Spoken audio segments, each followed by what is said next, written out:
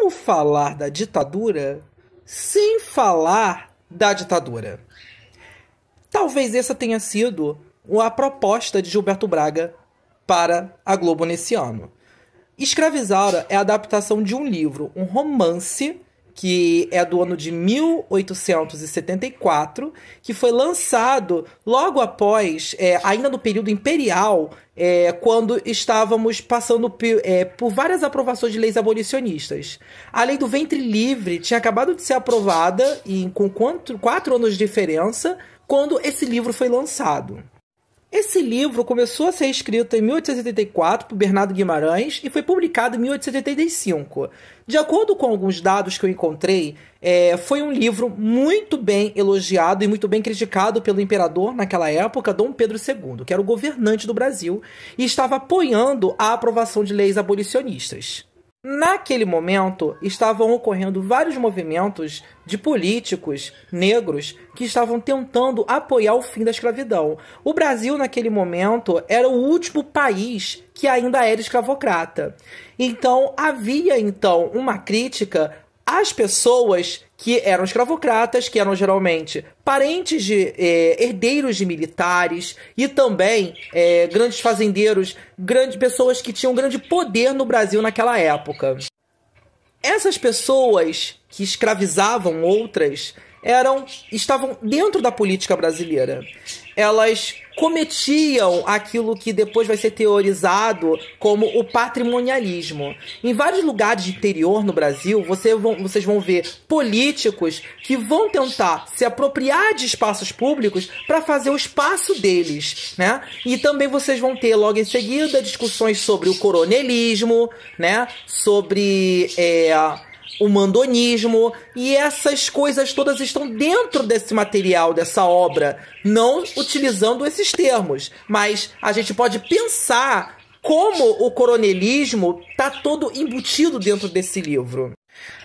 A sequência que vocês vão ver a seguir, vocês vão ver uma crítica à justiça na época. Uma justiça que não ouvia as pessoas negras. Uma justiça racista feita por homens brancos que davam e acobertavam ações que na época já eram crime, como, por exemplo, a morte de pessoas negras, mesmo escravizadas, era crime. Mas como alguns desses políticos, dessas pessoas que eram infiltradas na política, tinham muito poder, então era fácil eles comprarem a liberdade deles e não serem punidos por alguns crimes.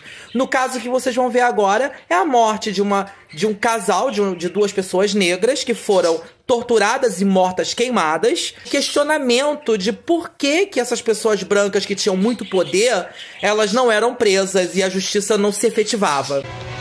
A santa foi testemunha de um crime terrível cometido pelo Leôncio. Como é que não pode ajudar? Se santa fala, o seu Leôncio vai pra cadeia. Que ilusão a sua, André. Ilusão por quê? Foi um crime. Que juiz numa sociedade como a nossa condenaria um senhor de engenho baseado no depoimento de uma escrava? Eles não iam me ouvir? Santa, desculpa, mas o máximo que eles podiam pensar é que você fosse uma mentirosa só. Quer dizer que um homem pratica um crime horrendo. A gente sabe que ele praticou esse crime e não pode fazer nada contra ele. É a justiça. O seu Leôncio está protegido por todos os lados. A novela foi adaptada a partir desse livro escrito na época do abolicionismo.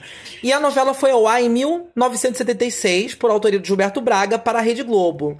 Eu analisando a novela e observando o período que a gente vivia naquele momento, a gente não pode perceber que havia sim uma crítica à ditadura militar. Uma crítica às pessoas que estavam no poder, que torturavam, que matavam e que também cometiam racismo e nesse momento estavam livres e também cometendo esses crimes de uma forma tranquila, como se não houvessem leis no Brasil. E em tudo isso afirmado pelos atos institucionais, principalmente o ato institucional número 5, né, que dava a ordem de prender e perseguir qualquer pessoa que tivesse uma ideia crítica contra a ditadura que existia na época. Então essa novela ela foi ao ar também com esse intuito de, naquele momento, fazer uma crítica à ditadura, mas de uma forma diferente. Imagina o rebuliço que deve ter causado uma sequência mostrando uma tortura de uma pessoa na época. Vivíamos a ditadura militar no Brasil. O ano de 1986 foi um dos próximos do auge da ditadura. E nesse momento vai ao ar na televisão uma sequência de pessoas sendo torturadas. O que fez esse pobre homem para merecer tamanha humilhação? Roubou. Se é uma coisa que eu posso garantir, Isaura, é que nunca faltou comida aos meus escravos. Comem todos os dias feijão, angu e farinha da boa. E aos domingos ainda ganham um bom pedaço de tocinho. Pois esse desgraçado foi apanhado na cozinha, apanhando carne. Aproveitou-se de uma saída de Januária. Mas não se trata da carne. É uma questão de desobediência, Isaura. O que devo fazer com um escravo que não obedece às minhas ordens? Se tem um mínimo de espírito cristão, eu aconselho, eu imploro que mande soltar esse homem imediatamente. Siga! Eu lamento não poder seguir o seu conselho, Isaura.